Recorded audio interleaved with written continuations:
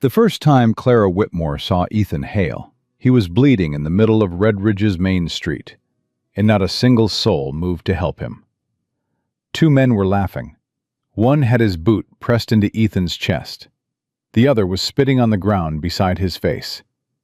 And Ethan Hale was not fighting back. Not because he couldn't. Clara would learn that truth far too late, after the rumors had already done their damage and Red Ridge had already made up its mind about the quietest man in town.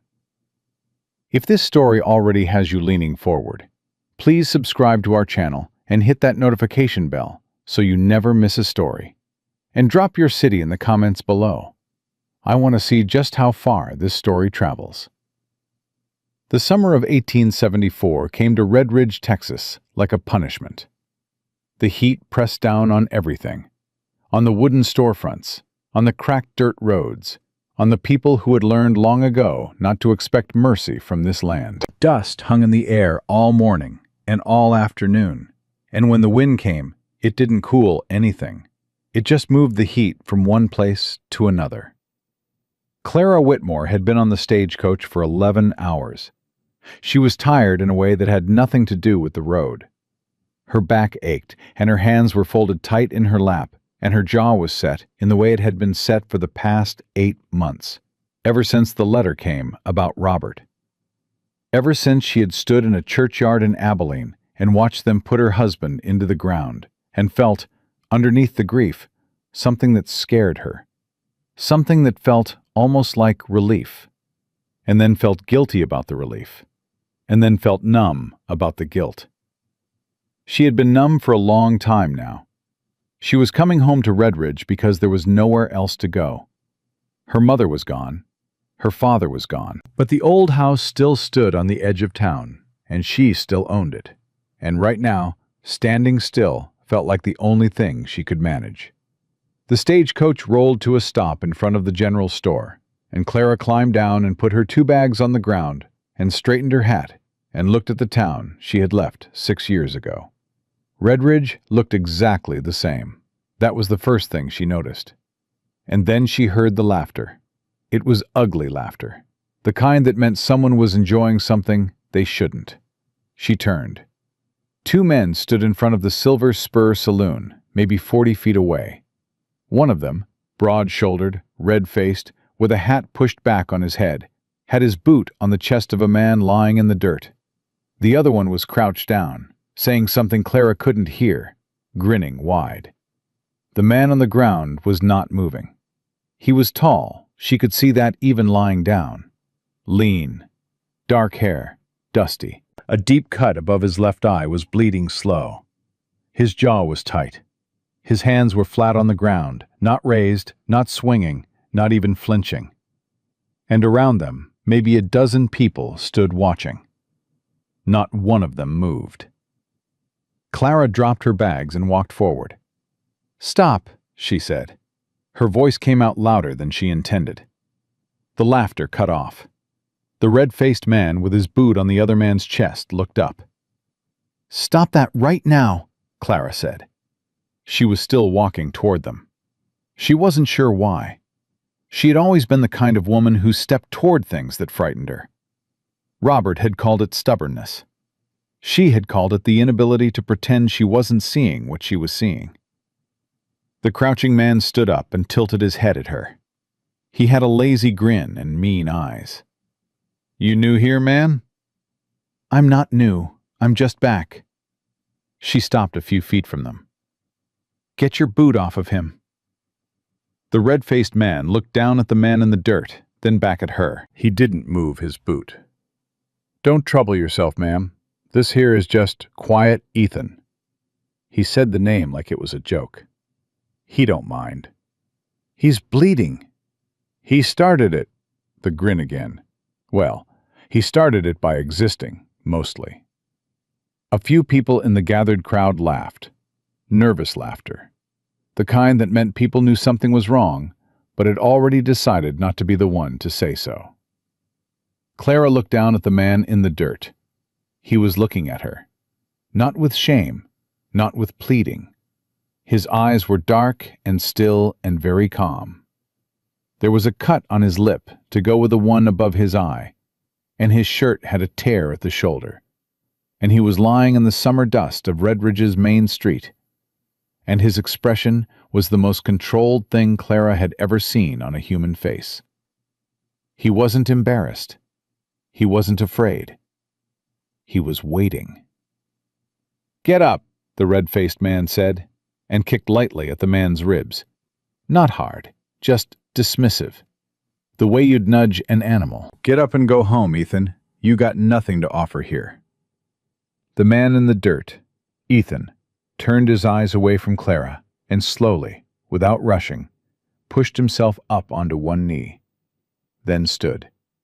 He was taller than she'd thought. His hands hung loose at his sides. He looked at the red-faced man with that same flat, still expression, and then without a word, he picked up his hat from the dirt, put it on, and walked away. He didn't look back at Clara. He didn't look back at any of them. He just walked. The crowd scattered. The two men went back into the saloon, already laughing again about something else. Clara stood in the middle of the street, with dust settling around her boots and the sound of the stagecoach driver unloading her bags behind her. And she watched the quiet man turn the corner at the end of the street and disappear.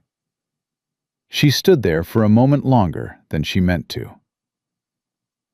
The woman who ran the boarding house was named Mrs. Ida Pratt, and she had opinions about everyone in Redridge, and she shared them freely and at length.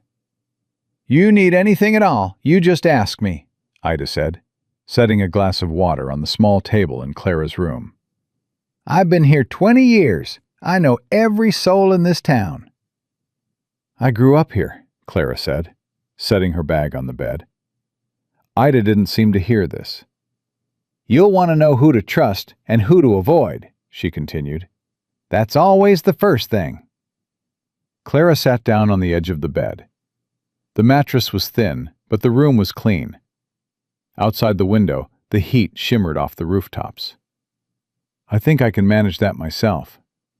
"Of course you can. But you've been gone, haven't you?"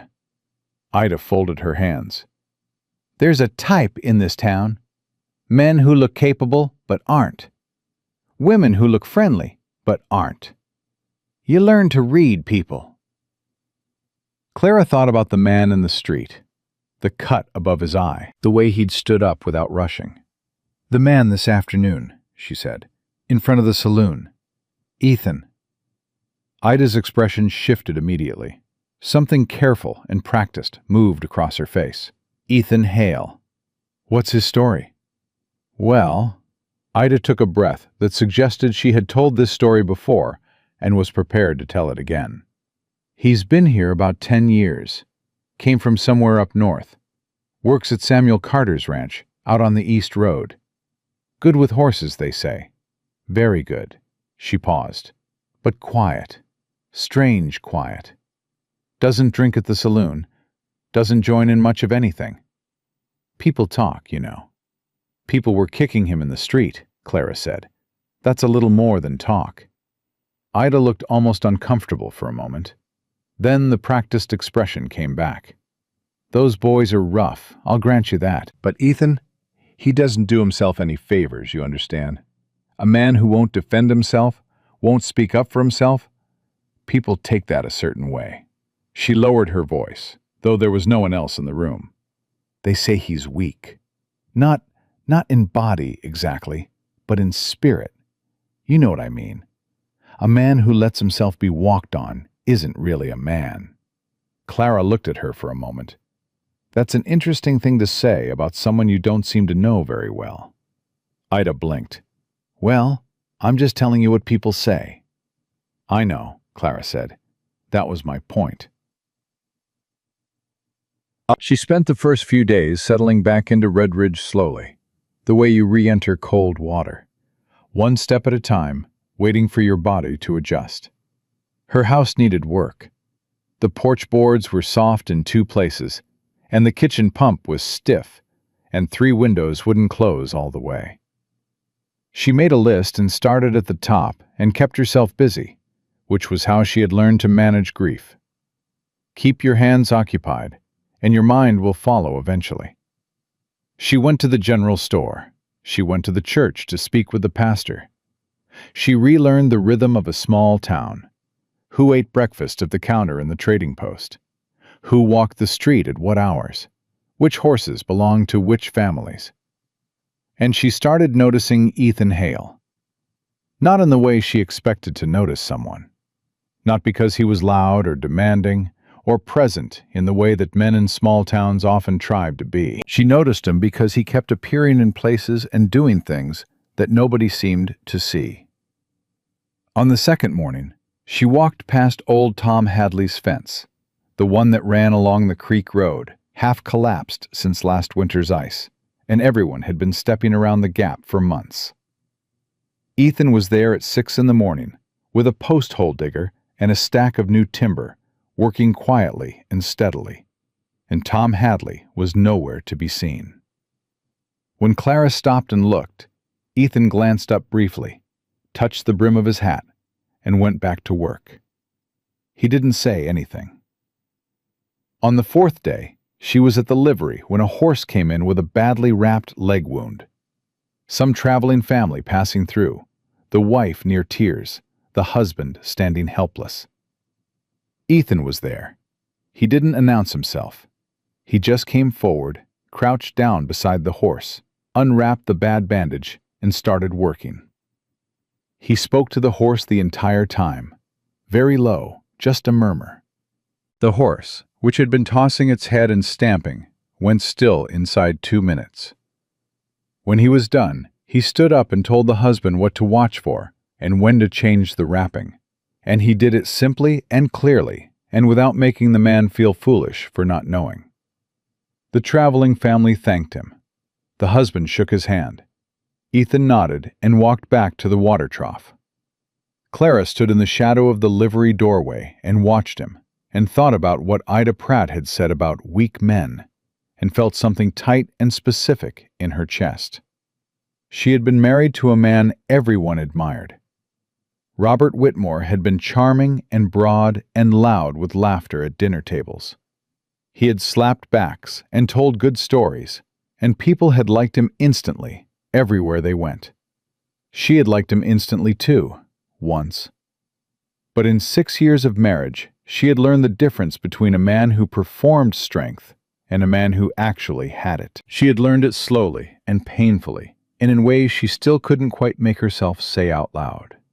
She watched Ethan Hale walk away from the livery, unhurried, and she thought, "That man is not weak." She ran into him directly on the 5th day. She was coming out of the general store with a paper bag of flour tucked under one arm, and he was coming in, and they met in the doorway, and both stepped the same direction, and then the other direction, the way people do, and Clara almost laughed, despite herself. "Sorry," she said. "My fault, ma'am." His voice was low and even. Texas in it, but not thick.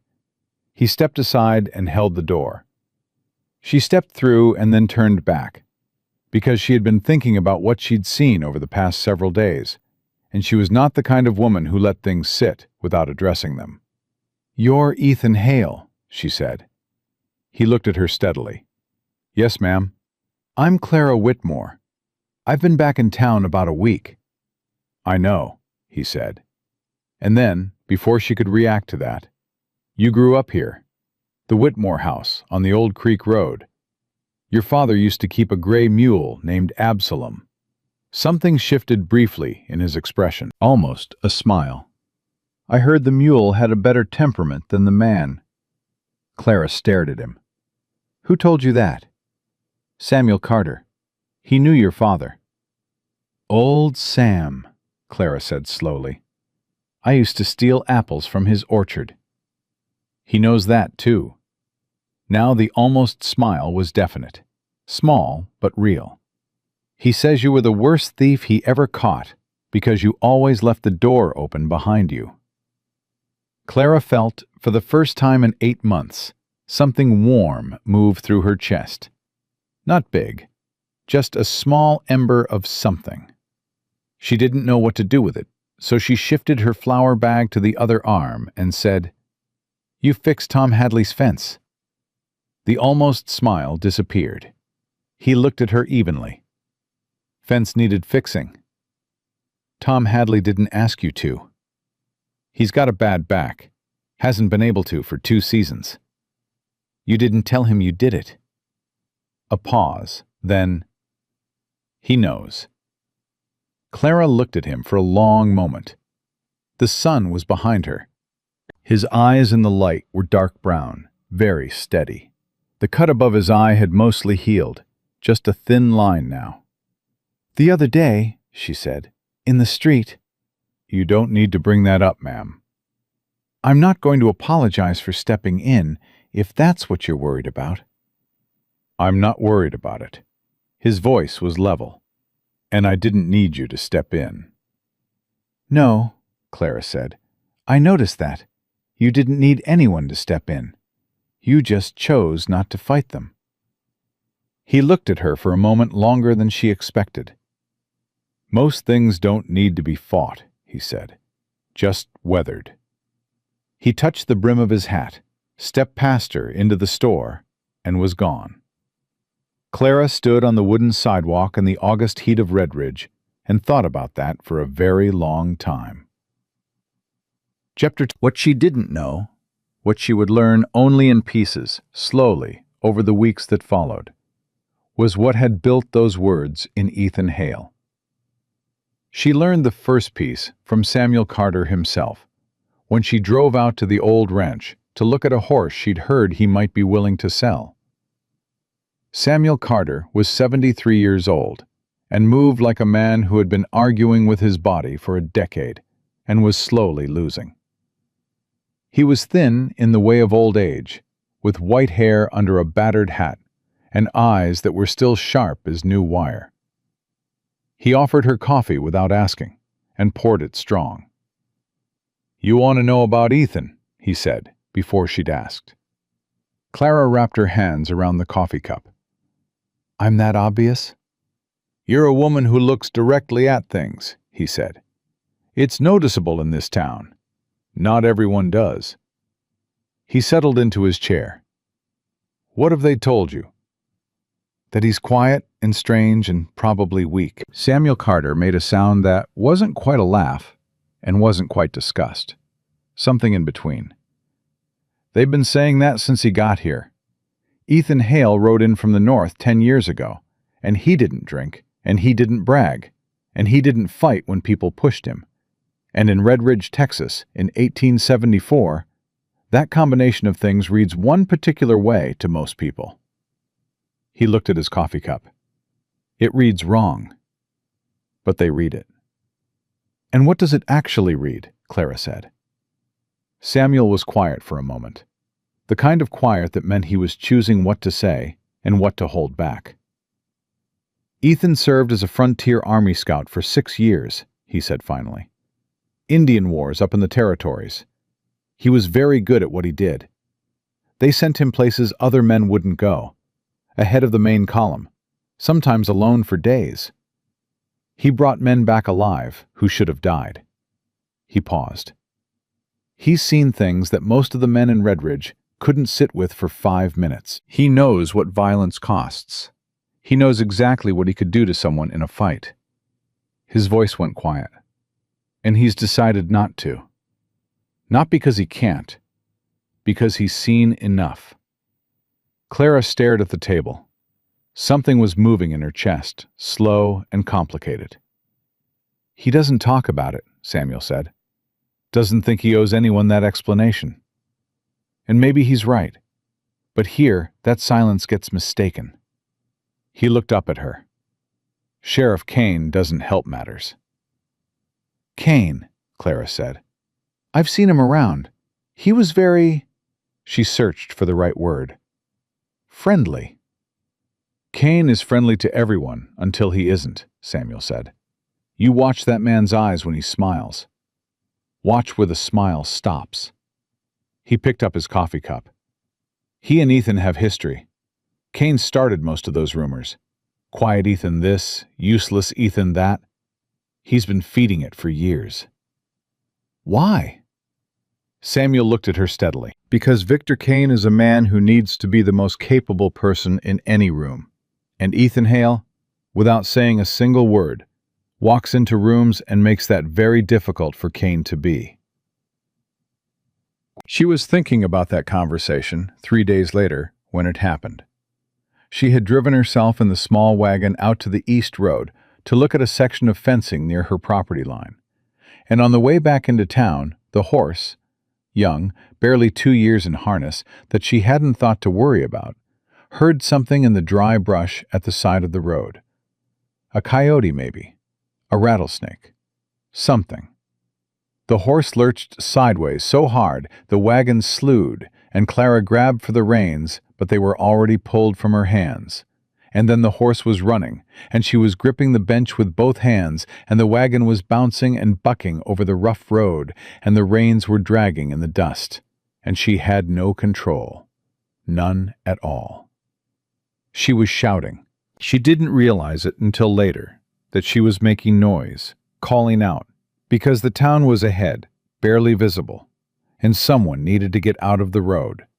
And then a figure stepped from the side of the road into the path directly ahead. Clara's heart seized. The horse saw him. The horse did not stop. It tried to go around, but the man spread his arms out wide and stepped left to cut it off.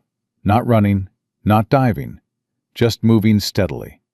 And his voice came out, low and very calm, cutting straight through the noise and the heat and the dust. "Easy, easy now, easy, girl." Not loud, not commanding, just present, absolute and steady. The horse slowed, stopped. It was heaving and trembling, and its eyes were wild, but it had stopped. The man had one hand on the bridle now, the other on the horse's neck, still speaking, still low. The horse dropped its head. Its sides shook. Then even that quieted. Clara sat on the bench of the stopped wagon and realized her hands were shaking and she was breathing too fast. She pressed her palms flat on her knees. The man turned and looked up at her. Ethan Hale. "You all right, ma'am?" he said. She was looking at his face, the same flat, controlled expression. He'd just stepped in front of a bolting horse without flinching, and he looked like he'd simply picked up something someone had dropped. "Yes," she said. Her voice came out steadier than she expected. "I'm all right." He nodded. He handed the reins back up to her carefully, making sure she had them before he let go. His hands, she noticed, were perfectly steady. "You shouldn't drive that horse alone yet," he said. "She's still green. Give her a few more months on a longer lead before you take her on roads with brush." "I'll remember that," Clara said. He started to step back. She said, "Ethan?" He stopped and looked up at her. She didn't know what she had been going to say. Something had come into her throat and sat there. She looked at him for a moment, standing in the dust of the road in the flat summer heat, completely untroubled. This quiet man who had just stepped in front of a runaway horse without being asked. And she felt something she had not felt in 8 months, maybe longer. She felt safe. "Thank you," she said. He touched the brim of his hat. "Ma'am?" He walked away. Clara sat in the stopped wagon with the reins in her hands and watched him go, and thought that the people of Red Ridge, Texas, had no idea what was standing in their midst. No idea at all. That evening, she sat on her porch as the heat finally began to break, the sky going orange and pink above the rooftops, and she thought about something Samuel Carter had said. He knows exactly what he could do, and he's decided not to. She thought about the 2 men in the street, the boot on his chest, the laughing. She thought about the fence posts in the morning quiet, the horse's leg, the traveling family who hadn't even known who to thank. She thought about his hands on the bridle. Steady, steady, steady.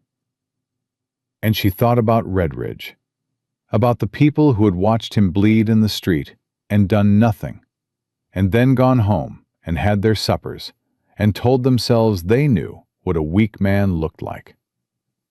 A sound came from somewhere down the road. Laughter from the saloon. Normal evening noise. The town settling into itself. Clara Whitmore sat on her porch in the summer dark of Red Ridge, Texas, and she thought, there is something deeply wrong with what this town thinks it knows. And she thought also, underneath that, quieter, more frightening to her, that she was very interested in finding out what was right. The next morning, Clara walked into the Silver Spur and asked for coffee. The room went a little quiet when she came in. Not completely, but enough. The kind of quiet that meant people were noticing something they hadn't decided how to feel about yet. A woman alone in a saloon before 9 in the morning was either very confident or very desperate. And Clara had decided a long time ago that she would always be mistaken for the first kind before the second. She sat at the counter, and the barkeep, a heavy-set man named Doyle with a gray mustache and careful eyes, poured her coffee without asking and said nothing, which she respected. She was halfway through the cup when Victor Kane walked in. She had seen him twice before, briefly. He was tall, clean-shaven, with a silver star on his chest, and the particular way of moving that men in positions of local authority often developed. Slow and deliberate, like the room was expected to arrange itself around him. He was handsome in a way that was probably more effective 10 years ago. His eyes were pale and very alert. He saw her immediately, and his face shifted into a wide, practiced smile. "Mrs. Whitmore," he said, coming to the counter. "Settling in all right?" "Fine, thank you," Clara said. Kane took the stool 2 down from her and leaned one arm on the counter. "Heard you had some trouble out on the East Road yesterday." Clara looked at him. "Word travels fast." "Small town," he shrugged pleasantly. "Runaway horse is the kind of thing people mention." His voice stayed easy. "I heard Ethan Hale happened to be nearby." "He stopped the horse," Clara said. "It was fortunate." Kane accepted the coffee from Doyle and turned the cup in his hands. "You be careful around him, Mrs. Whitmore. I say that as someone whose job it is to know this town." Clara set her own cup down. "Is there a reason I should be careful around him?" Kane's expression stayed pleasant. That was what she noticed. The pleasantness never wavered, never cracked. It was the expression of a man who had practiced looking reasonable for a very long time. "He's not dangerous. I don't mean that exactly. He's just unpredictable. Men like that, quiet, keep to themselves, don't mix well. You never quite know what's going on in their heads." He paused. "I've seen him lose his temper once or twice. Not pretty." "What did he do?" Clara said. A slight hesitation, just slight. Nothing that ended up mattering, but the capacity was there, you understand me? A man who won't speak tends to build things up. Clara picked up her coffee cup. "That's very interesting, Sheriff, because the only person I've seen lose their temper in this town since I got here was a man named Deke Patterson, who had his boot on Ethan Hale's chest. And the only person who seemed unbothered by it was Ethan himself." Kane's smile stayed exactly where it was, but something shifted behind his eyes. Something quick and cold, gone before she could pin it down. "Like I said," he said pleasantly. "Unpredictable." He finished his coffee, set a coin on the counter, touched the brim of his hat to her, and walked out. Clara stared at the door after it closed. Then she looked at Doyle. Doyle was wiping down the counter with great focus and attention, the way a man wipes a counter when he heard something he doesn't want to have heard. "How long has Kane been sheriff here?" Clara said. Doyle kept wiping. "About 9 years. And Ethan Hale's been here 10. Doyle stopped wiping. He looked at her sideways, just briefly. Then he put the rag down and moved to the other end of the counter. And that was the end of that conversation. But it told her everything she needed. She went to find Samuel Carter. She found him at the south fence of his property, arguing with a fence post that wasn't going in straight. She took the other side of it without being asked and held it plumb while he drove it, and when it was done, he looked at her with something that might have been approval. "Kane talked to you," he said. It wasn't a question. "This morning." Clara brushed the dirt from her hands. "He warned me about Ethan." Samuel picked up his post-hole digger and moved to the next spot. "He does that with new people, especially women." He swung the digger into the ground. Women are better at listening, in Kane's experience, and more likely to repeat what they hear. "What does he have against Ethan?" Samuel worked for a moment before answering. "About 4 years ago, there was a situation with a ranching family south of town. The Morrow family. Parents, 3 kids. A man came through claiming rights to their land. Forged papers, but convincing enough for most people. Kane looked at the papers and said they were legitimate." He paused his digging. "Ethan didn't say a word publicly. He just rode to Abilene and back in 2 days, and when he came back, he had a lawyer with him. The papers were forgeries. The Morrows kept their land." Clara was quiet for a moment. Kane authenticated forged papers. "Negligence," he called it. "An honest mistake." Samuel's voice was dry as the August ground. Maybe it was. But Kane knew that Ethan had made him look like either a fool or something worse, in front of the whole town. And men like Kane don't forget that. He went back to digging. After that, the stories about Ethan got worse. Couldn't prove who was starting them, but they got worse. Clara thought about Kane's smooth, pleasant face, the smile that stopped exactly at his eyes. "Does anyone else know this?" "Some do," Samuel said. "But knowing a thing and saying it out loud, in a town where the sheriff controls who gets trouble and who doesn't, that's 2 different things." He looked at her directly. "You're not from here anymore, Mrs. Whitmore. You don't have the same reasons to stay quiet." She understood what he was telling her. She also understood that he was watching her carefully to see what she would do with it. "Neither do you," she said. Samuel Carter looked at her for a long moment. Then something moved across his old face, something that looked almost like relief. "No," he said. "I suppose I don't." He drove the next post in hard. Clara watched him and thought about what it cost a person to stay quiet about something they knew was wrong. She had done it herself. For years, in her own house, she had been very quiet about things she knew were wrong.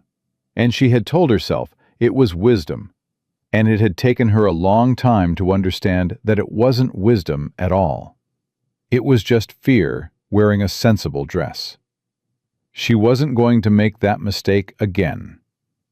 She went back to town and found Ethan at the livery. He was working on a saddle, seated on a low bench, and he looked up when she came in, but didn't stop what he was doing. That was something she had started to notice about him. He didn't perform surprise or welcome. He just acknowledged your presence and kept doing the thing he was already doing. It should have felt rude. It didn't. "I talked to Kane this morning," she said, coming to stand near the doorway. She didn't sit down. "He warned me about you." Ethan kept working the leather in his hands. "He does that." "He says you're unpredictable." "He means I'm inconvenient." Clara watched him work for a moment. "He told me you lost your temper, that it wasn't pretty." Ethan set the saddle piece down and looked at her. "What exactly are you doing, Mrs. Whitmore?" "Clara," she said, "and I'm finding out what's true." "Why?" The question was direct, and there was no performance in it. He wasn't being defensive. He genuinely wanted to know her reason. Clara found, to her faint surprise, that she had to think about it honestly before she answered. "Because I spent 6 years in a house where I pretended not to see things that were directly in front of me," she said. "I'm done doing that." Ethan was quiet for a moment. He looked at her with those steady, dark eyes. "My temper," he said finally. "What Cain calls losing it. I raised my voice once. At Cain himself, in the middle of the street, 2 years ago, when he told the Hendersons their well had to be blocked because it was on disputed land, and he knew full well it wasn't." He paused. "I said his name loud enough for people to hear, and I told him he was wrong, and I told him why. That's what he calls losing my temper." "Because you raised your voice?" "Because I did it where other people could hear." The livery was hot and still. Outside, the town was going about its morning, completely indifferent to this conversation happening in the shade. Clara thought about what that cost.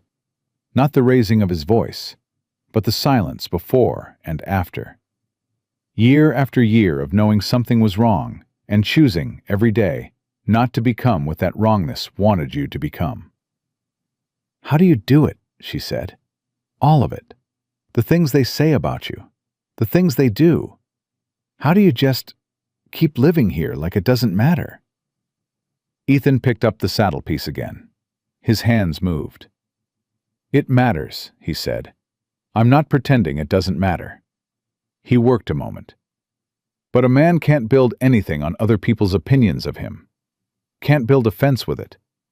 Can't keep a horse calm with it. Can't do one useful thing with it." He didn't look up. "So I put it somewhere, and I do the work. That's all." Clara stood in the doorway of the livery in the morning heat and felt something she hadn't expected to feel. Not pity. She didn't think Ethan Hale would know what to do with pity, and she wasn't offering it. It was something closer to recognition. The recognition of someone who had also learned to put things somewhere and keep moving. She left him to his work. But she came back the next day, and the one after that. It started small, the way most real things start. She began stopping at the livery when she passed, not for any particular reason, just to exchange a sentence or two. He never seemed surprised to see her, and he never seemed to be waiting for her, which she found she liked. She learned quickly that he talked in short stretches, never more than he needed, but never less either. He didn't fill silence with noise, which meant that the things he did say had weight. She had spent 6 years in a house full of noise that meant nothing, and she had forgotten what it felt like when words had weight. She found out, in pieces, over those days. He had grown up in Ohio. He had joined the army at 19.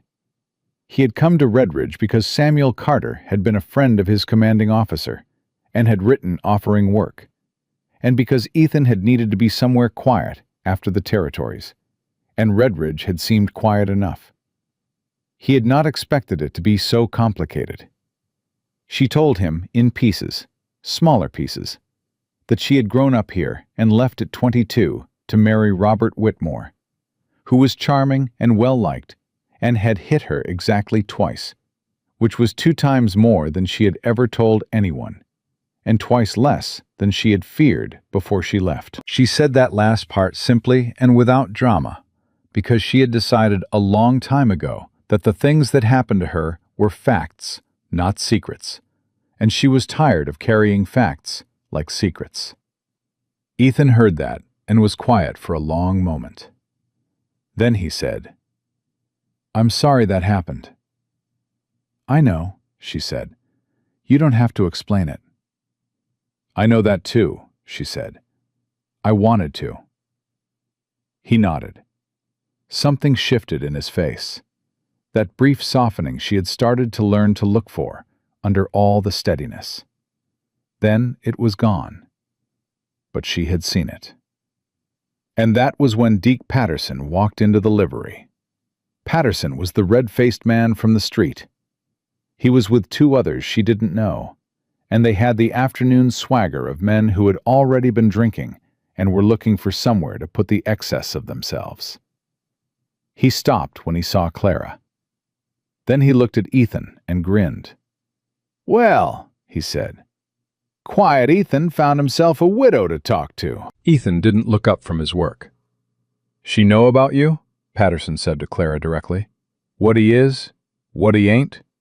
"I know more about him than you do," Clara said. Her voice came out flat and sure. Patterson blinked. He hadn't expected that. The two men behind him shifted.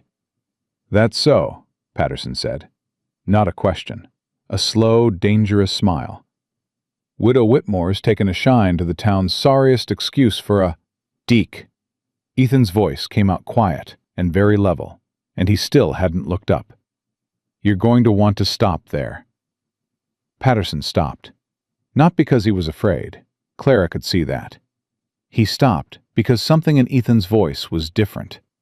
Not loud, not angry, just final. The way a door sounds when it closes for the last time. Patterson held the pause for a moment, testing it. Then he laughed, brittle. "Big talk," he said, "from a man who lays in the dirt." Ethan set down his work. He looked up at Patterson. He stood. He did not advance. He did not raise a hand. He just stood up to his full height and looked at Patterson with an expression that was perfectly still and absolutely clear. And something moved through the livery that had no name. Just temperature, just pressure, just the sudden absolute certainty that Patterson was looking at something he did not understand and had deeply miscalculated. Patterson took one step back. He didn't seem to know he'd done it. "Get out," Ethan said, quietly. Patterson looked at Clara, then back at Ethan. Then he turned and walked out, his two companions close behind him. No more words, no more grimming. Just gone. The livery was silent. Clara looked at Ethan. He sat back down and picked up his work and said nothing. "You didn't have to do that," she said. "I know." "But you did." He worked the leather in his hands. "Some things need to be clear." Clara understood, with a certainty that settled into her like something solid, that he hadn't stood up for himself. He had stood up for her, and the difference mattered. It mattered enormously, because a man who knew that difference was a man who understood something that most men never learned. She sat down on the bench across from him, and neither of them spoke for a while. And the afternoon moved around them, and it was the most at ease Clara Whitmore had felt in longer than she could measure. That ease lasted exactly 4 days. 4 days before Victor came to her door in the evening, hat in hand, pleasant smile perfectly in place, and said he had heard she had been spending a good deal of time at the livery, and he wanted to make sure she understood the situation fully, and he had some things to tell her about Ethan Hale's past that she might find relevant, and he thought she deserved to know the truth. He said the word truth with such smooth conviction that Clara almost believed, for a half second, that he was the kind of man who dealt in it. Almost. She looked at Victor Kane standing in her doorway in the summer evening, with his careful eyes and his careful smile and his 9 years of shaping what this town believed and who it trusted, and she understood, clearly and completely, that the real threat in Redridge had never been the quiet man at the livery. It had been standing on her porch the whole time, wearing a silver star. Clara did not let Kane inside. She stood in the doorway with one hand on the frame and listened to him talk for about 2 minutes before she said, very calmly, "Sheriff, I appreciate you coming by, but I think I've heard enough." Kane's smile didn't move. "Mrs. Whitmore, I just want to make sure you have the full picture." "I have a picture," Clara said. "I'm not sure it's the one you're trying to give me." Something passed through his eyes, quick and cold, the same thing she had seen in the saloon. Then the smile adjusted, just slightly, and he touched the brim of his hat. "Well, my door is always open if you change your mind. I know where to find you," Clara said. She closed the door before he turned to leave. She stood with her back against it in the dark of her own hallway and let out a long, slow breath. Her hands were steady. She was glad her hands were steady. She went to Samuel Carter the next morning and told him what had happened. Samuel listened without interrupting, which was something she valued about him. When she was done, he was quiet for a moment, then said, "He's moving faster than usual." "What does that mean?" "It means he's worried." Samuel looked at his hands. "Cain works slow, normally, drip by drip. That's how he's operated for 9 years. Never one big push, just steady, quiet pressure. A word here and a word there. And before people know it, they believe what he wants them to believe." He paused. "When he starts moving fast, it means something changed, something he didn't plan on." Clara thought about that. "He saw me talking to Ethan." "He saw you not listening to what the town says about Ethan," Samuel corrected. "That's different and more dangerous to him." He looked at her steadily. "Clara, I need to tell you something. There is a man coming to Redridge in about 2 weeks. A land assessor from Austin. He's here to review property boundaries on the South Quarter, including the Morrow land." Clara went very still. "Cain authenticated those forged papers 4 years ago," Samuel said. "If this assessor digs into the original survey records and talks to the right people—" He stopped. "Cain has been working to make sure Ethan isn't credible enough to be listened to if he talks. That's what the last 4 years have been. It's not personal hatred, Clara. It's calculation." The room went quiet, except for the sound of the summer outside. "We have to tell Ethan," Clara said. "He knows," Samuel said simply. "He's known for a while. That's not what worries me." He looked at her directly. "What worries me is that Cain knows Ethan knows, and a man who is cornered will do things he wouldn't otherwise do." Clara left Samuel's ranch with that sentence sitting in her chest like a stone, and she went straight to the livery. Ethan wasn't there. Doyle at the saloon told her he'd ridden out to the south fence line early that morning. She didn't ask why. She went back to her house, and she told herself it was fine. She would speak to him tomorrow, and she sat down to eat supper and could not eat, and stood up and paced and sat down again. At 9 o'clock that night, 3 things happened almost simultaneously. She heard shouting from the direction of the main street, then a gunshot, then the bell of the church started ringing. Not the slow Sunday rhythm, but fast and hard and continuous, the sound that meant one thing and one thing only in every small town in Texas in 1874. Danger. Clara was out of her door before the bell rang 3 times. The main street of Redridge was chaos. She understood that much in the first 10 seconds. People running in wrong directions, a horse rearing outside the bank, the sound of more shouting from inside the building itself. A woman she didn't know was pressing herself against the wall of the general store with both hands over her mouth. A man ran past Clara without seeing her. "What's happening?" Clara grabbed his arm. He pulled free without stopping. "Bank," he said. "Riders. 6, maybe more." He was gone. She looked toward the bank. The door was hanging open. A lamp had been knocked over somewhere inside, and the light was wrong, flickering, and she could hear voices. Rough, hard voices, not from Redridge. She looked for Cain. She looked for the Silver Star anywhere on that street. She did not see it. What she saw instead was a young deputy, barely 20, she thought, white-faced and shaking, standing in the middle of the road with his hand on his holster and not drawing, Because there were two men on horseback between him and the bank, and the horses were big, and the men on them were bigger. One of the horsemen looked at the deputy and laughed. "Put your hand down, boy," he said. "There ain't enough of you." The deputy's hand stayed on the holster. His whole arm was shaking. Clara walked to the doorway of the nearest building, the dress shop, and pressed herself inside the frame, and watched and thought very fast about what she knew and what she didn't, and where Cain was. Where Cain was. The thought was cold and specific. 6 armed men did not ride into a town without knowing something about that town first, without knowing who would stop them and who wouldn't, without knowing where the sheriff was and what he would do. She was still thinking it when a figure appeared at the far end of the street, on foot, moving without hurrying. She knew the shape of him before she could make out the face, the particular way he moved, unhurried, deliberate, as if the noise and the chaos and the 2 men on horseback in the middle of Red Ridge's main street were simply a situation to be assessed and then handled. Ethan Hale walked into the middle of that street and stopped. The 2 horsemen turned.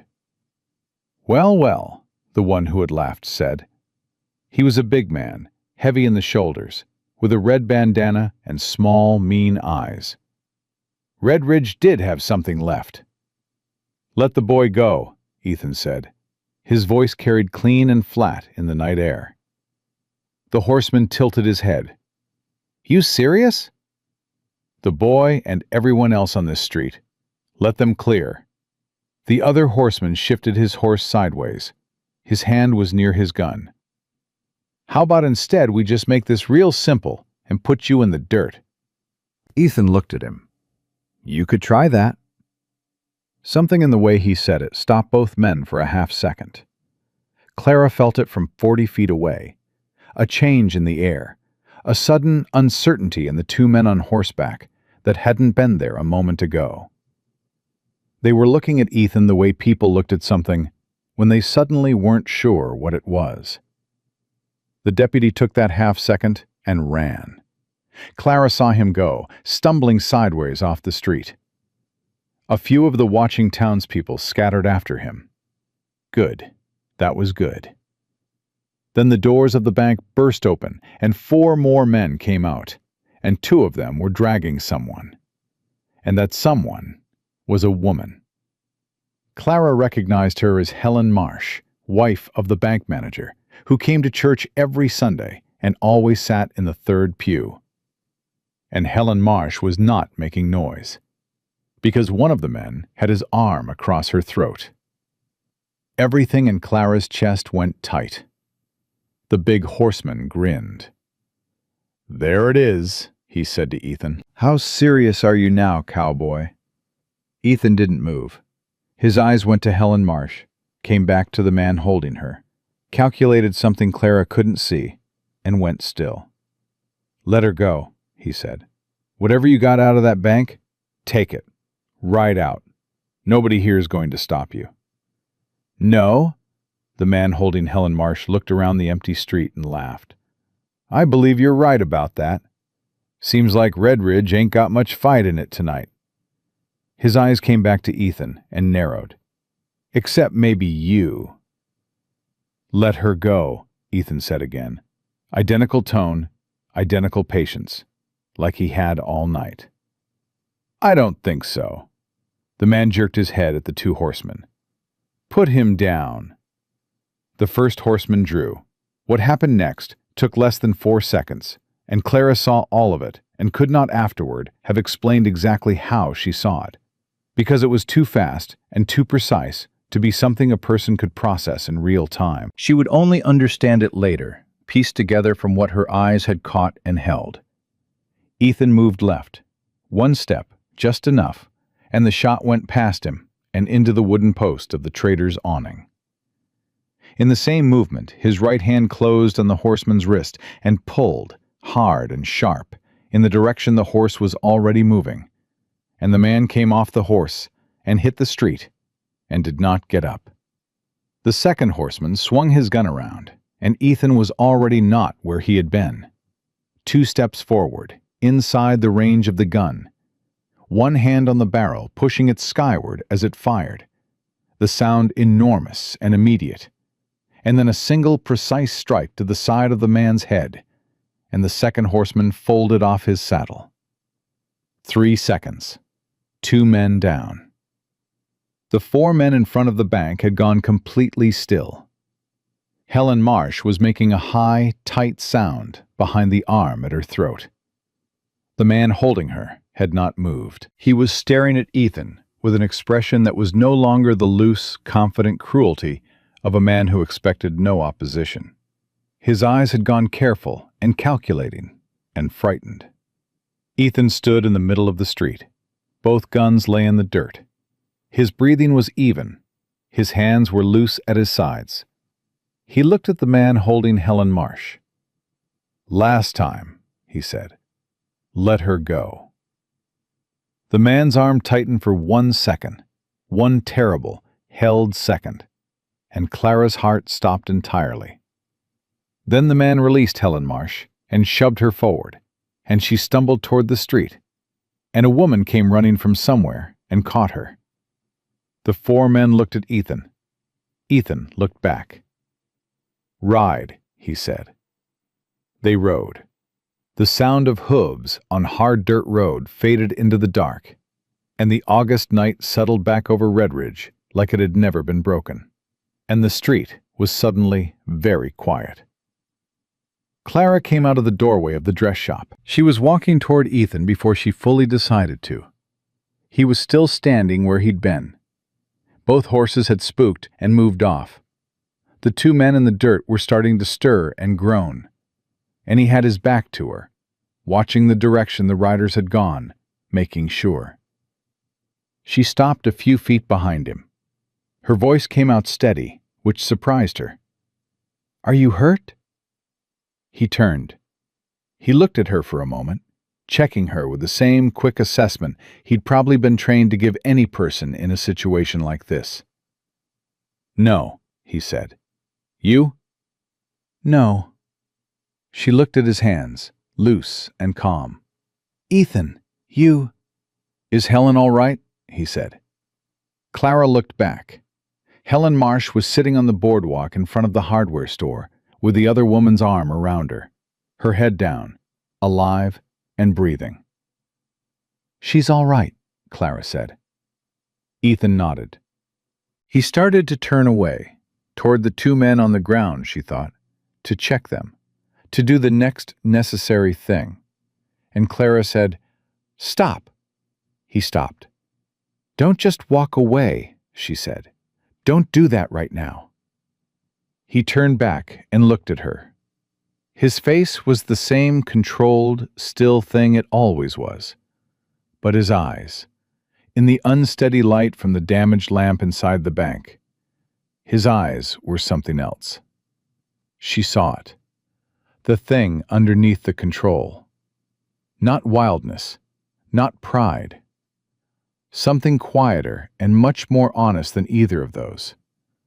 The exhaustion of a man who had spent 10 years carrying something that nobody around him could see, and the very particular loneliness of being completely misunderstood by everyone in a town you'd chosen to call home.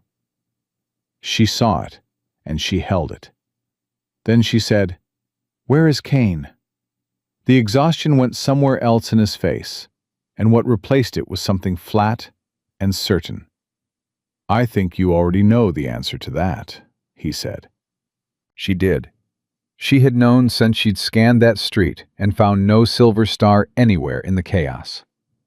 She had known since Samuel Carter had said, "A man who is cornered will do things he wouldn't otherwise do." She had known, really, since that first morning in the Silver Spur, when she had looked at Kane's careful, pleasant face, and understood that a man who never cracked his pleasantness wasn't being nice. He was being guarded. "He told them when to come," Clara said. "He told them the combination," Ethan said. "The bank changed it 3 months ago. Nobody outside this town knew the new one." He paused. "Except Kane." A sound came from across the street. The deputy had come back, braver now that the horses were gone, and behind him were 4 or 5 men from the town, coming out of wherever they'd gone when it started. They were walking toward Ethan with the specific, tentative energy of people who had witnessed something they needed to rearrange their understanding around. Old Tom Hadley was among them, the man whose fence Ethan had fixed in the early morning without being asked. He stopped a few feet away and looked at Ethan, and didn't say anything for a moment. Then he said, "I seen that before, that kind of fighting. Up in the territories during the war." He paused. "Where'd you serve, son?" Ethan looked at him. "Frontier Scout, 6th Cavalry, 6 years." Hadley was quiet for a moment. Then he took off his hat. It was a small gesture, almost nothing. But in that particular moment, on that particular street, in the way he held it against his chest and looked at Ethan Hale, it was not nothing at all. "I'm sorry," Hadley said, "for what this town's done." Ethan looked at him. Then he nodded once, short and direct, the way he did everything. More people were coming out of buildings now. More people were looking. The street was refilling, and every person on it had just watched the man they'd called weak and useless and worth nothing take down 2 armed riders in under 4 seconds, without a gun, and walk away unhurt, and then stand there and refuse to leave until the rest of them let a woman go free. Clara watched their faces, watched the rearrangement happening behind their eyes, watched the slow, uncomfortable work of people realizing that they had been wrong, specifically and significantly wrong, for a very long time. She turned to look for Kane. She found him. He was at the far end of the street, coming from the direction of his office, unhurried, composed, silver star catching the light. And even from this distance, Clara could see the calculation happening in his face as he assessed what had occurred and began to decide how to manage it. He was going to try to manage it. She understood that immediately. He was going to walk up here with that smooth, practiced authority and find a way to put himself at the center of what just happened and make Ethan something other than what he was. He had done it before. He had done it for 9 years, and it had worked, more or less, because there hadn't been enough people watching closely enough to push back. Clara looked at Ethan. He had seen Kane too. His jaw was set, and his eyes were steady, and he was doing what he always did, holding still, holding back, letting the world do what the world was going to do. She took a step forward. "No," Ethan said quietly behind her. "Yes," she said, equally quiet. And then she kept walking. Because Victor Kane was about to walk into a crowd of people who had just seen the truth with their own eyes. And for the first time in 9 years, there was someone in Redridge willing to say out loud what that truth was. Clara Whitmore walked toward him, through the middle of the street, and she did not stop. Kane saw her coming, and his smile appeared right on schedule. "Mrs. Whitmore," he said, "thank God you're all right. I just heard—" "Where were you?" Clara said. She said it loudly. Loudly enough that the people behind her could hear it. She had chosen that volume deliberately, and she did not apologize for it. Kane's smile adjusted, just slightly. "I was dealing with a situation at the south end of town. Someone reported a fire near the Hendersons' barn. Turned out to be nothing, but by the time I—" "Who reported it?" Clara said. Kane blinked. "Excuse me?" "Who reported the fire? Give me a name." A pause.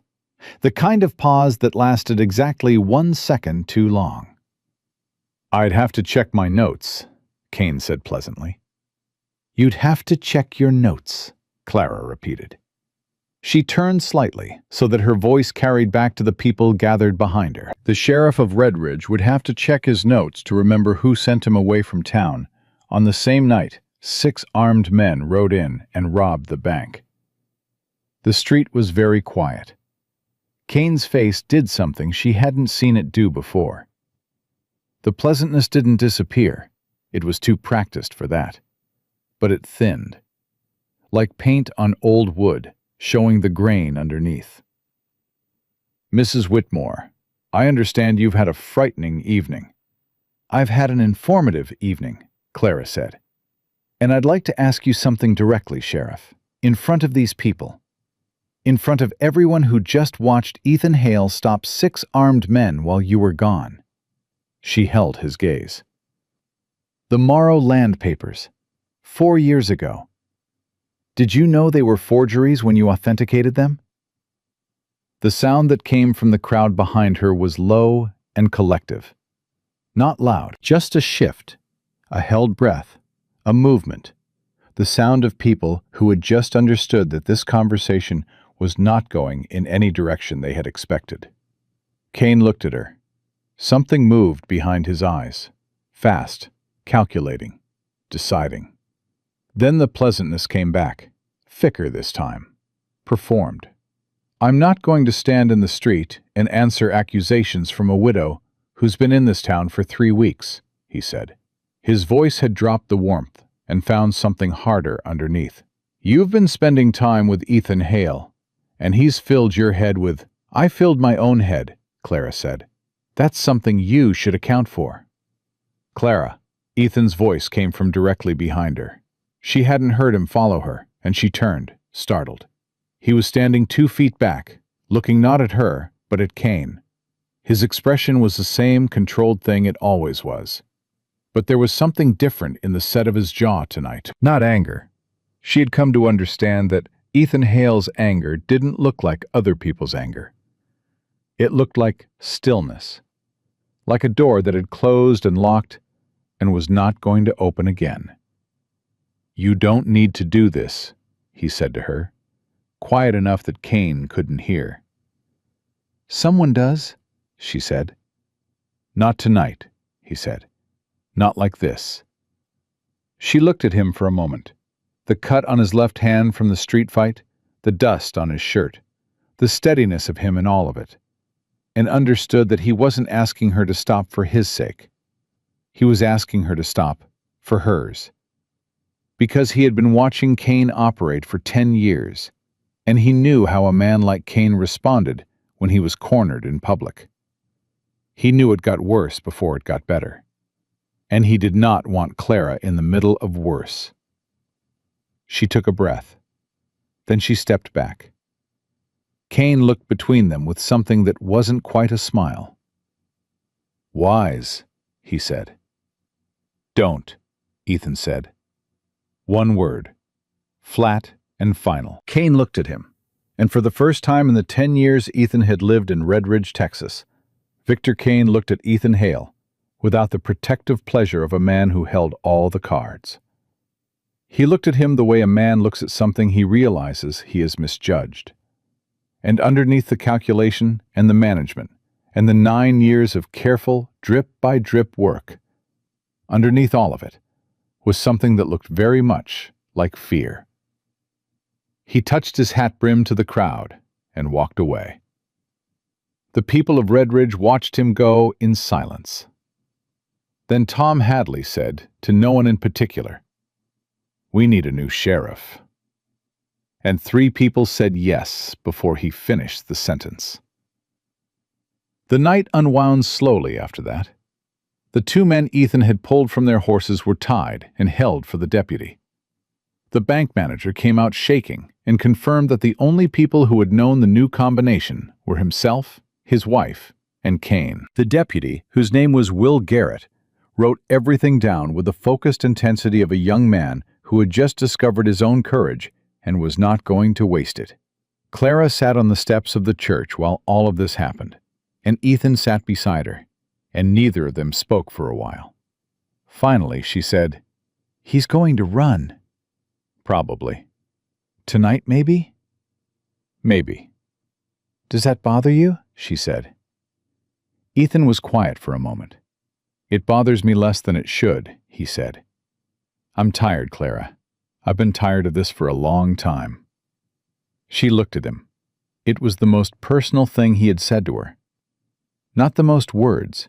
He had said more words on various occasions, but the most exposed.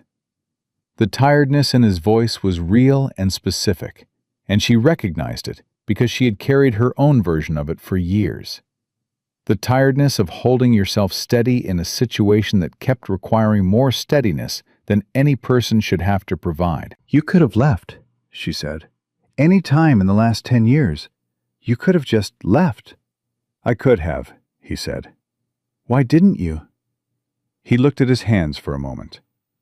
Samuel, he said. He gave me work when I needed it.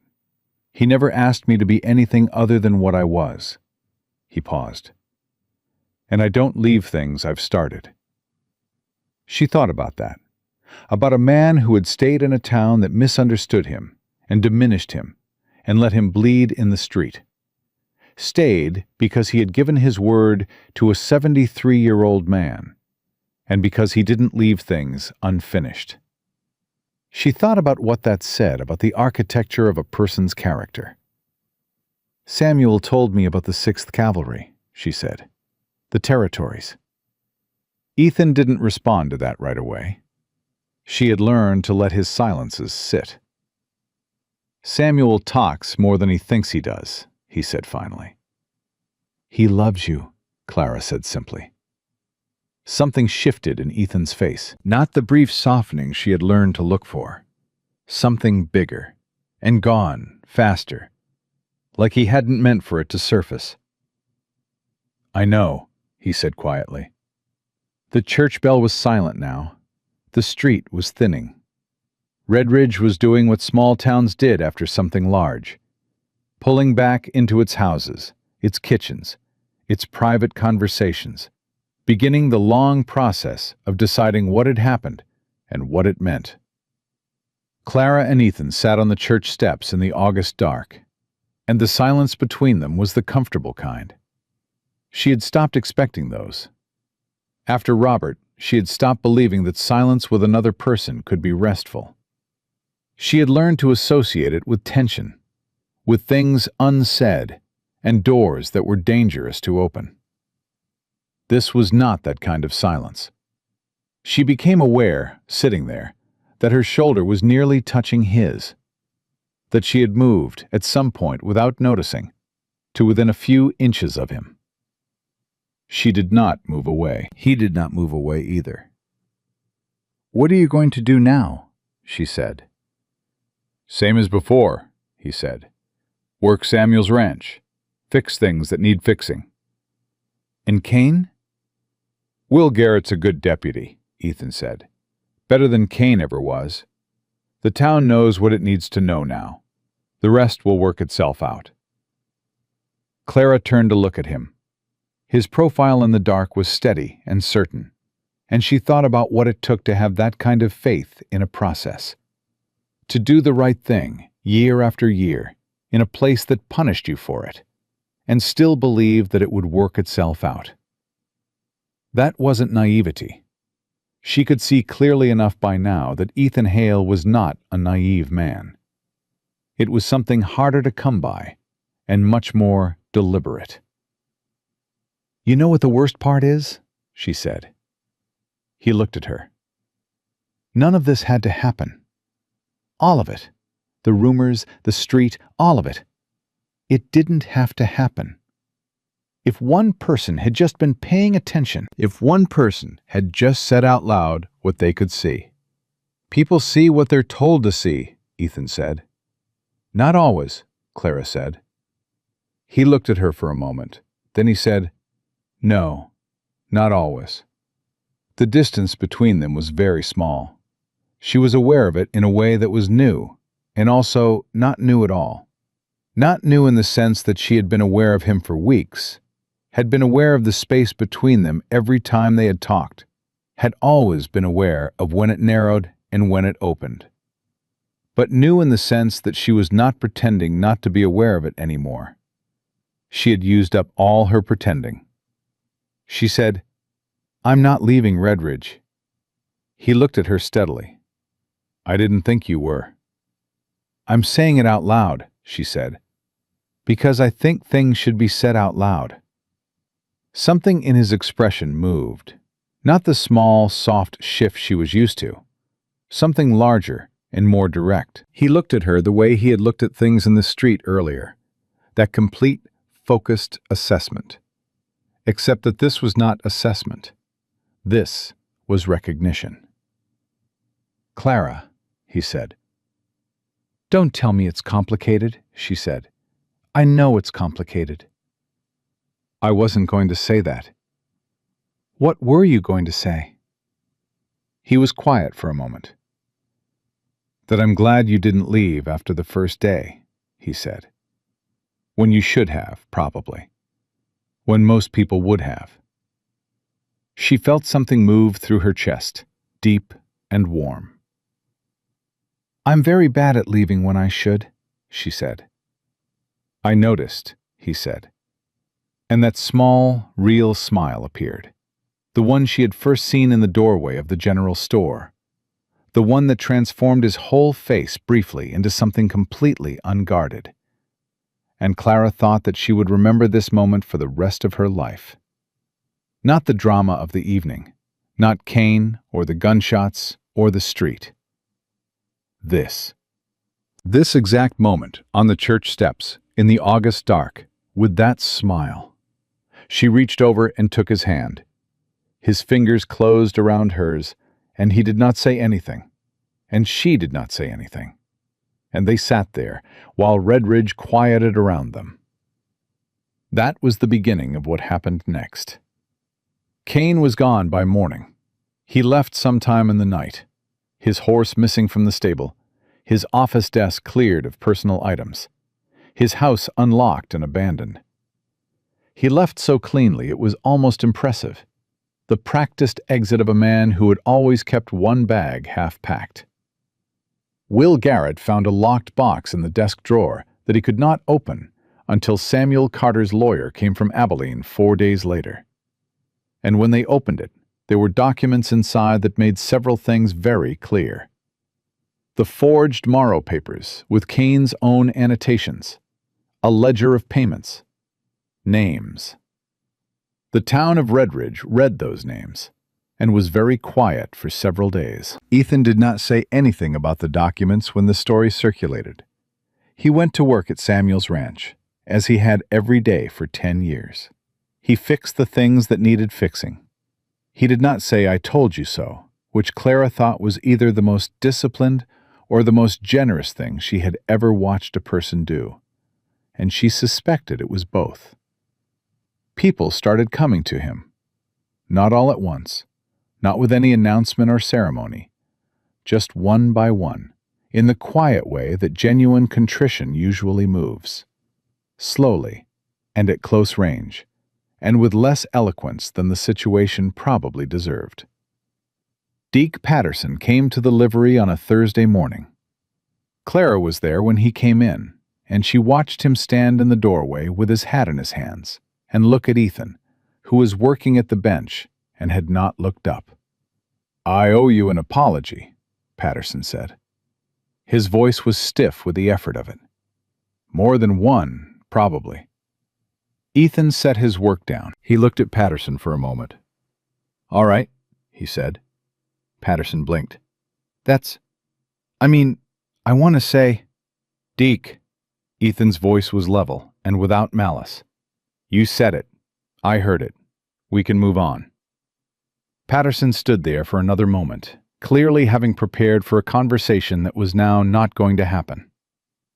Then something shifted in his face. The stiffness went out of it, and something simpler replaced it. Something almost like relief. "Yeah," he said. "All right then." He put his hat back on and left. Clara looked at Ethan. "You made that very easy for him." "Hard doesn't fix anything," Ethan said, and went back to his work. She thought about that for days afterward. The economy of it. The complete absence of the kind of performance that most people needed from reconciliation. The prolonged discomfort of the person apologizing. The acknowledgement of injury. The visible suffering of the person who had done wrong. Ethan wanted none of that. Not because the wrongs hadn't mattered. She knew they had. But because holding someone in that discomfort didn't rebuild anything. And Ethan Hale was at his foundation, a builder. She told him that one evening. They were on her porch after supper, which had become a pattern over the past 2 weeks. Supper at her house, sometimes cooked by her, and sometimes, surprisingly, by him. And then the porch, and the dark, and the kind of conversation that moved wherever it wanted. A builder, he repeated, the almost smile. That's a generous word for a ranch hand. Stop that, Clara said. He looked at her. Stop what? Reducing yourself. She met his eyes directly. You do it sometimes. When someone says something true about you, you make it smaller. I've noticed. He was quiet for a moment. Force of habit, he said finally. I know, she said. 10 years of being told you're nothing will do that. She paused. But I'm telling you something different, and I need you to hear it without making it smaller. He looked at her for a long time. Something in his face was very still. The deepest kind of still. The kind that meant something important was being held steady. All right, he said quietly. You are the most capable person in this town, she said. Not because of what happened in the street last week. Because of every day before that. Because of the fence posts, and the horse's leg, and the way you talked to Samuel, and the way you forgave Deke Patterson in 10 seconds, and the way you stayed in a place that didn't deserve you for 10 years because you had given your word. She held his gaze. That is not nothing. That is not almost something. That is the whole thing. The porch was quiet. The night sounds of Redridge moved around them and meant nothing. Ethan Hale looked at Clara Whitmore and the control in his face. The 10 years of held back, held together, held steady, shifted completely. Not breaking, not falling apart, just opening. The way a door opens when the person on the other side finally arrives. Clara, he said. His voice was different, lower, the steadiness still there, but stripped of armor. I know, she said softly. I know. He reached out and she met him halfway, and when his arms came around her, it was not the tentative embrace of a man unsure of his welcome.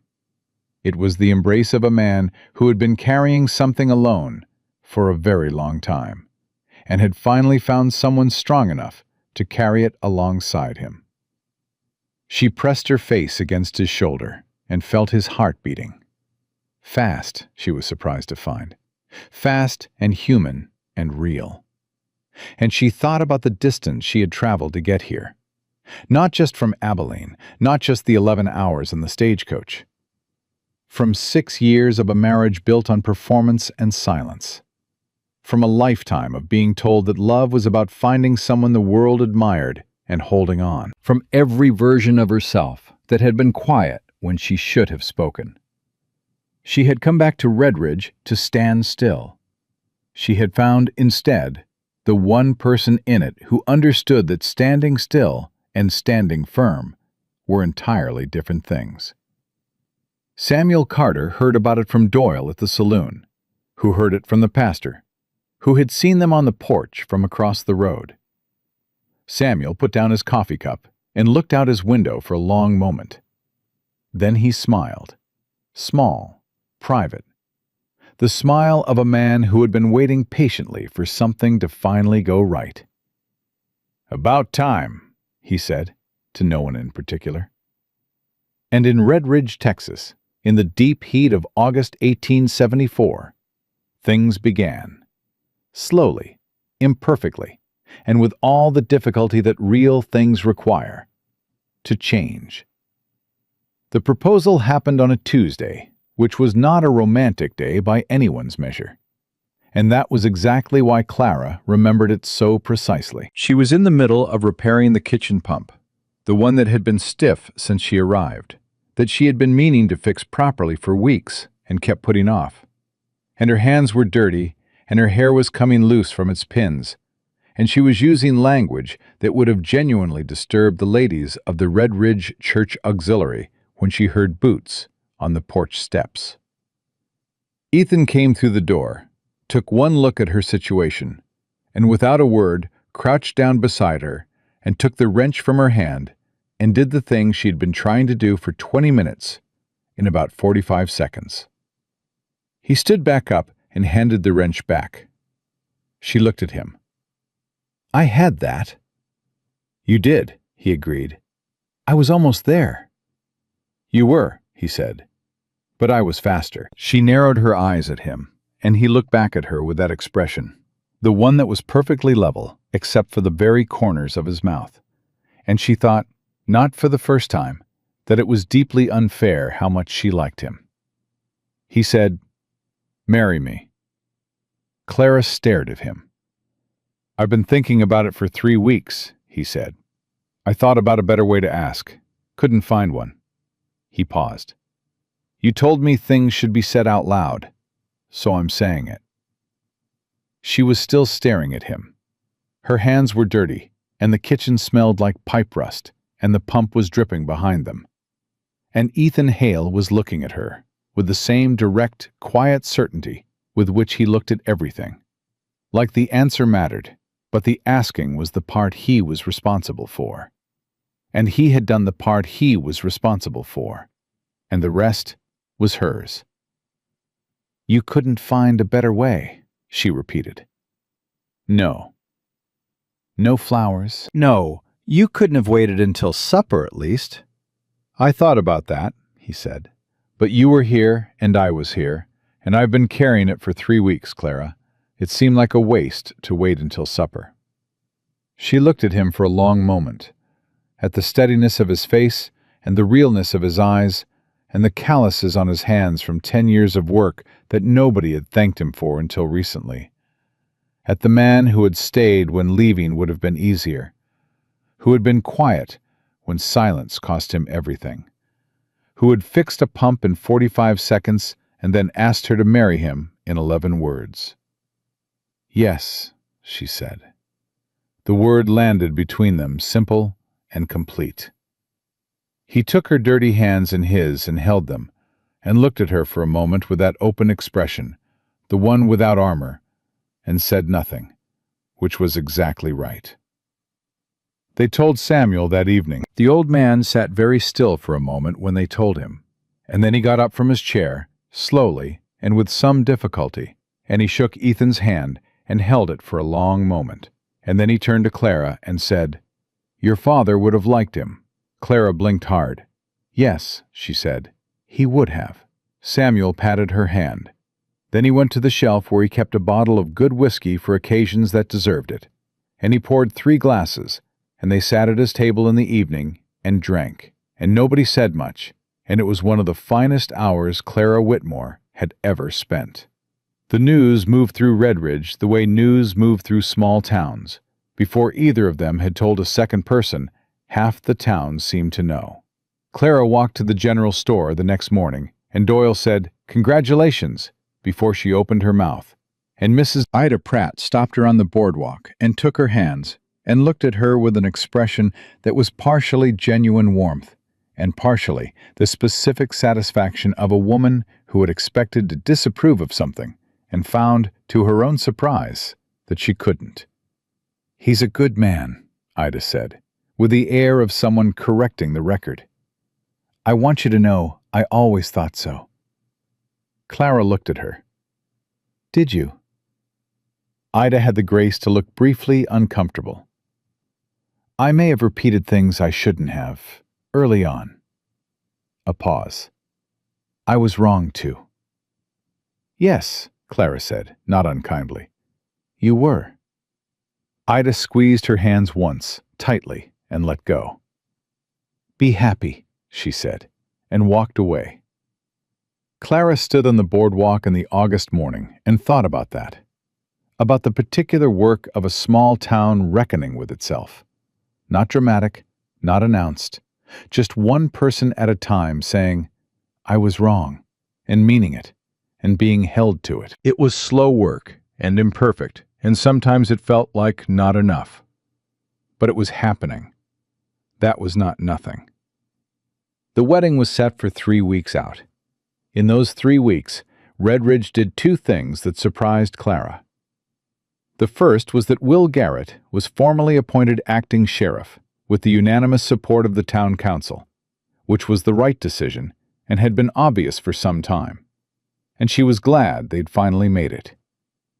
The second thing surprised her more. The women of the church auxiliary, led, unlikely as it was, by Helen Marsh, who had not forgotten who had stood in the middle of the street and refused to leave until she was safe, organized a gathering at the church hall and invited every woman in Redridge. Clara came because Helen personally asked her, and she liked Helen and respected what she had been through. She walked in to find 15 women sitting in a circle of chairs and a table with coffee and pie. And the conversation she walked into was direct and specific, and about a year overdue. It was about what they had let happen. To Ethan, yes, but more broadly. About the pattern of listening to rumor over observation. About the convenience of believing what the person in authority told them to believe. About how many of them had seen, privately, the same things Clara had seen. The fence posts, the horses, the quiet, consistent presence of a man doing right by people who gave him nothing in return, and had kept that observation to themselves because it was easier.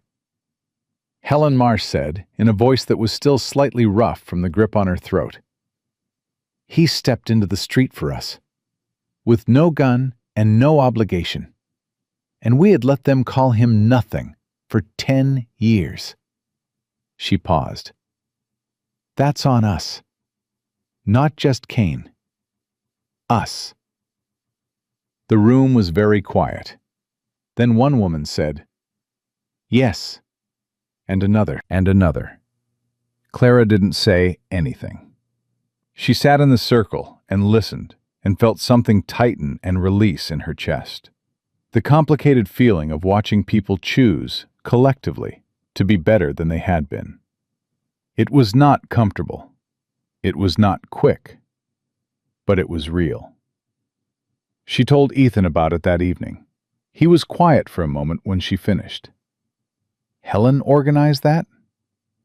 "Helen led it," Clara said. "She was remarkable." He nodded slowly. Something moved in his face that she had learned to read by now. That specific quietness that meant he was feeling something more than he was going to say. "She doesn't owe me that," he said. "No," Clara said. "She did it because she wanted to. Because it was right." She looked at him directly. "You're going to have to get more comfortable with people doing right by you, Ethan. It's going to keep happening."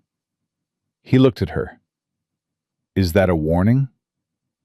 "It's a fact," she said. "You should prepare yourself." That small, real smile appeared. She still felt it every time, like a hand pressed briefly against her sternum. "I'll work on it," he said. 3 days before the wedding, a rider came into Redridge from the direction of Abilene with a letter addressed to Samuel Carter. Samuel read it at his kitchen table, and then sat for a long time with the letter in his hands before he sent for Ethan. Ethan came and read the letter, and handed it back without a word. Samuel watched him. "It changes things," Samuel said. "It doesn't change anything," Ethan said. "Ethan, Samuel." His voice was quiet and final. "It doesn't change anything." Clara found out about the letter that evening when she arrived for supper and found both men at the table with the specific, careful silence of people who had just finished a disagreement. She looked between them. "What happened?" she said. Samuel looked at Ethan. Ethan looked at his coffee cup for a moment. Then he looked at Clara and said, "The 6th Cavalry sent a letter. There's a commendation from the War Department for actions in the territories 7 years ago." He paused. "They want to make a formal presentation. They want to come here, to Redridge, and do it publicly." Clara stared at him. "Ethan, that's—" "I wrote back and said no," he said. The kitchen went quiet. "You said no," Clara said carefully. "I don't need it," he said. "What happened in the territories, I did what needed to be done. Men survived who shouldn't have. That's the end of it. I don't need a ceremony." He looked at her steadily. "I know you're going to argue with me." "I'm not going to argue," she said. "I'm going to ask you one question." He waited. "Is this about not needing it?" Clara said. "Or about not believing you deserve it?" The silence that followed was the longest one he had given her. She held it. Samuel held it. The evening held it. Ethan looked at his hands, then up at her. Then he exhaled, slow and long, the sound of something that had been held tight for a long time, making room. "I'll write again," he said quietly. Samuel Carter made a sound that was not quite a cough, and not quite a laugh, and picked up his coffee cup, and said nothing. The morning of the wedding arrived with the particular clarity that late August sometimes offered. The heat still present, but with a different quality, a thinning at the edges that said summer was not permanent, that other things were coming, that the world changed whether or not people were paying attention. Clara stood in the back room of the church in her good dress, which was deep blue because she was a widow, and she was practical, and she had spent exactly no time worrying about the dress. She had spent time worrying about other things, whether she was asking Ethan for something fair, whether two people as damaged as both of them were, in their different ways, from their different wounds, could build something that held, whether the thing she felt for him was the real kind, or the kind you felt when you had been lonely long enough that decency looked like love. She had turned that last worry over many times. She had been honest with herself about it, which was something she had learned to be, finally, after years of dishonesty for the sake of peace. And every time she turned it over, she came back to the same thing. It was not decency that moved in her chest when he was near. It was not loneliness that made her want to know his thoughts on everything, on the land, on people, on what the territories had been and what they'd cost him, and where he thought the country was going. It was not relief that made her feel, when his arms came around her, that she had arrived somewhere she had been traveling toward for a very long time. She knew the difference. She had lived the difference. This was the real kind. Helen Marsh knocked on the door and said it was time, and Clara picked up her small bunch of wildflowers, which Ethan had left on her porch that morning, without any note, because he did not add notes to things that spoke for themselves, and she walked through the door. The church was full. She had not expected it to be full.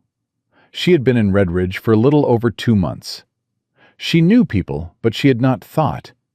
And then she walked down that aisle and saw the faces, and understood that it was not just about her, that the people of Redridge had come because they needed to, because this was the thing you did when you had been wrong about someone for a very long time, and you finally got the chance to be right.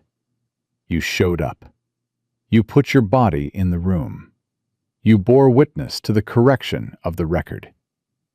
Ethan was standing at the front of the church. He was in a dark jacket she had not seen before, clean and well-fitted, his dark hair combed back. And he was standing very straight and very still and looking directly at her as she came up the aisle.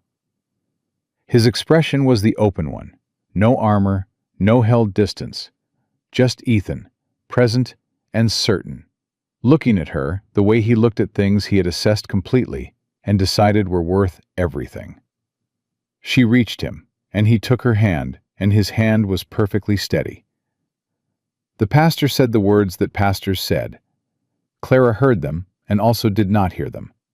She was aware of Ethan's hand in hers, and the warmth of the crowded room, and the specific quality of the stillness he radiated, even here, even in front of every person in Red Ridge, Texas, with all their eyes and all their formerly wrong opinions bearing down on him. When the pastor asked him if he took this woman, Ethan said, "I do," in the same quiet, flat, certain voice he used for everything, and it was the most unperformed thing Clara had ever heard said in a church.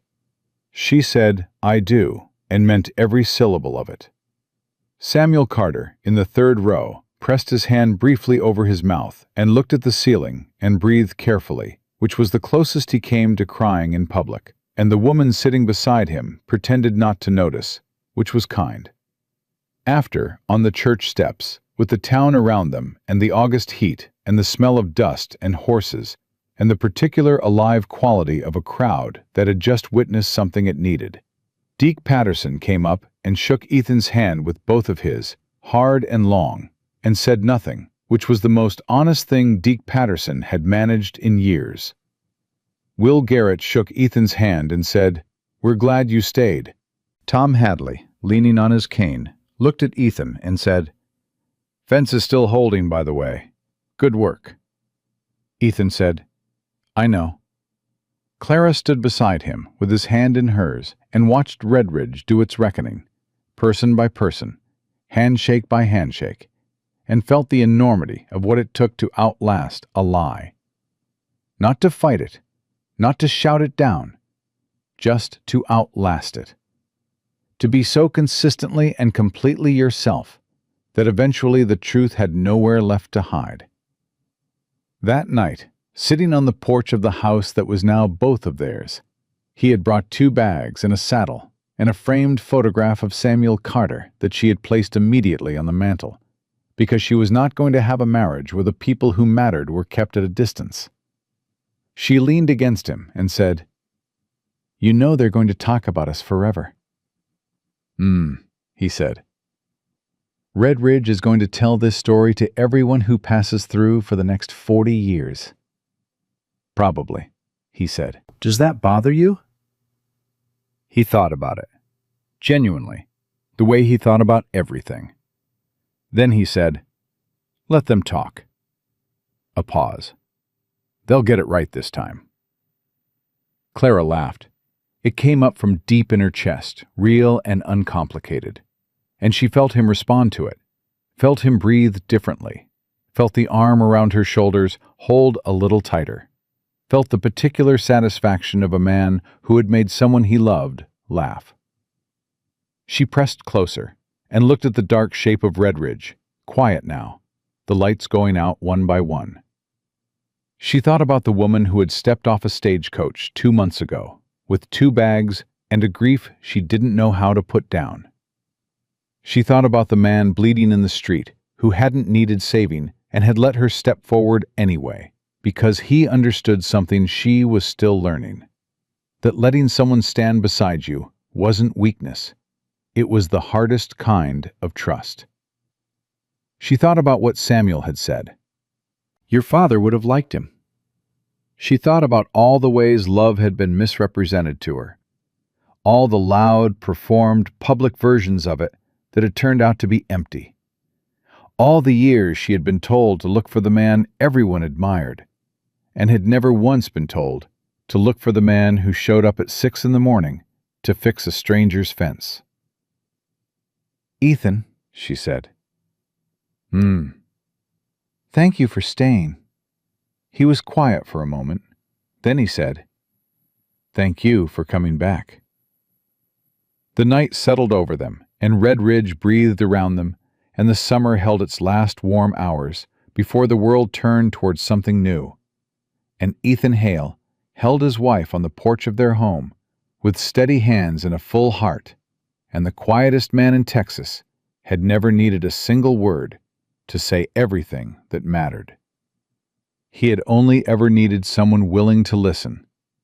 And in Clara Whitmore, Clara Hale now, he had finally, completely, and irrevocably found her.